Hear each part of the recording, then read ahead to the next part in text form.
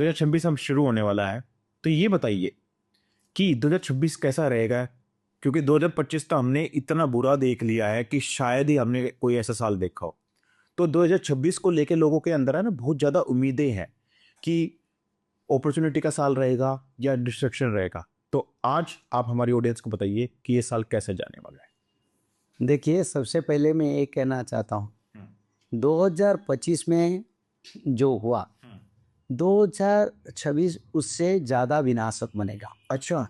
और ऐसे विनाशक बनेगा जिस विनाश का हमारा सारे इतिहास को तोड़ेगा। पंडित जी बहुत बड़ी बात बोल रहे हैं आप ये। हाँ, बिल्कुल। और 2026 में देखिए 2026-27 तक जल प्रलय है। अच्छा। तो 2026 जल प्रलय का साल मान लो, यानी ये सारा विश्व जल में डूबेगा। अच्छा। 26 में। और जहाँ देखो कहीं समुंदर लग रहा है, कहीं बादल फटने वाला बारिश हो रहा है, कहीं टर्नाडो हो रहा है, कहीं साइक्लोन हो रहा है, कहीं तूफान टाइफोन हो रहा है। तो ये 2026 एक जल प्रलय का साल बनेगा। अच्छा। और लोग जल प्रलय में अतिष्ट हो जाएंगे। पर काशीनाथ जी एक चीज बताओ कि और भी एस्ट्रोलॉजर से जब हम बात करते हैं या और कोई चैनल जब आप खोल के देखोगे तो हर कोई ये कहता है कि 2026 तो बहुत अपॉर्चुनिटी का साल है।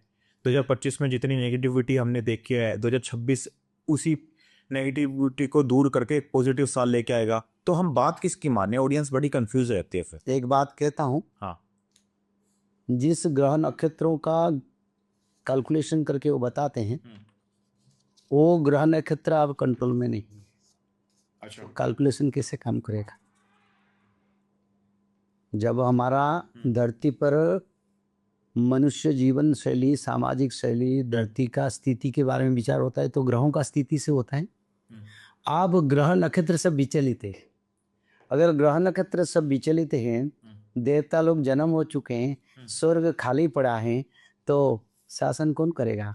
तो इसीलिए वो कैलकुलेशन काम नहीं करेगा। क्योंकि अगर कर रहा था, ज्योतिष शास्त्र हमारी सनातन धर्म में एक शास्त्र है जिसको बड़ा सम्मान में करता।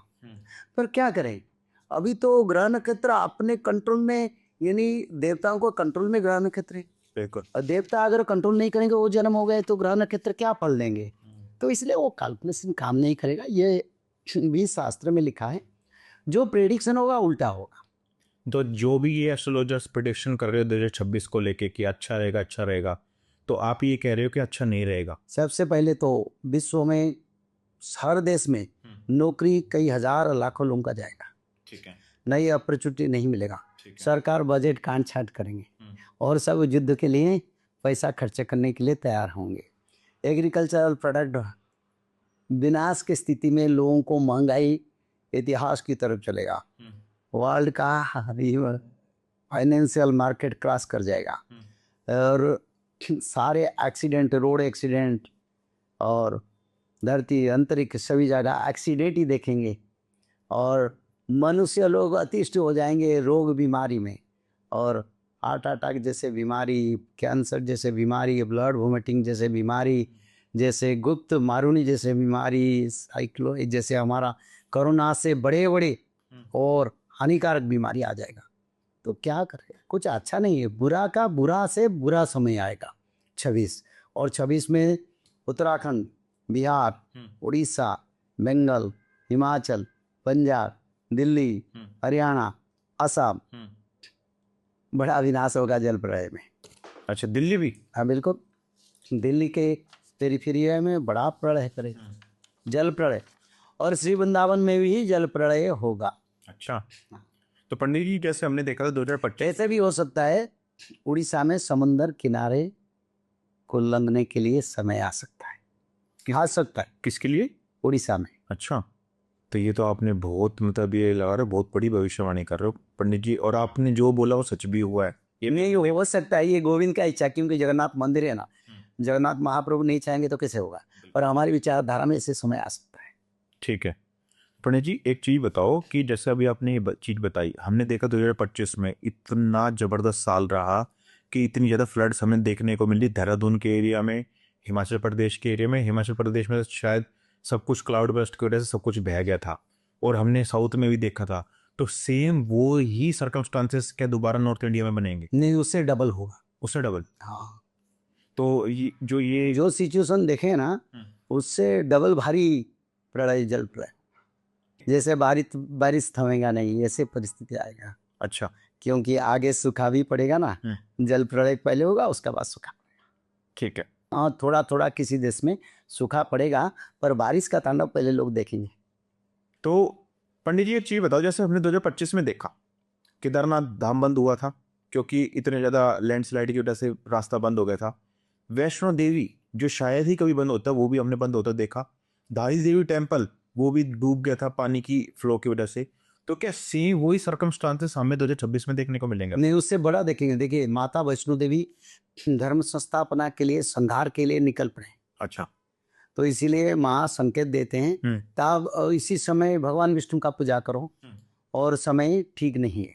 ठीक है। क्योंकि ये 2018-19 में शायद वैष्णो देवी मंदिर में ये जो पहाड़ियाँ हैं, त्रिकुट में आग लगा था।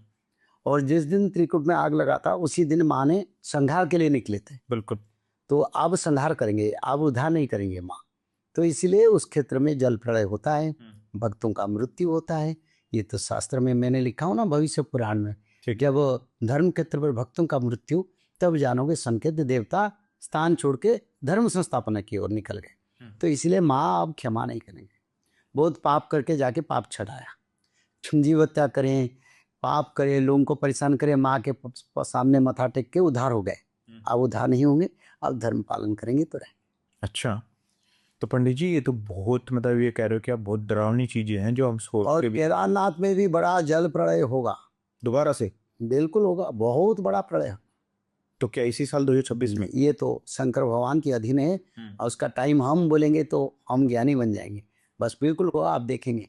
क्यों मैं बोलता हूँ, शायद ये नियर 1-2 साल का विचारधारा में देता हूँ, पर प्रभु जी का इच्छा पर 100% होगा, इसमें कोई संदेह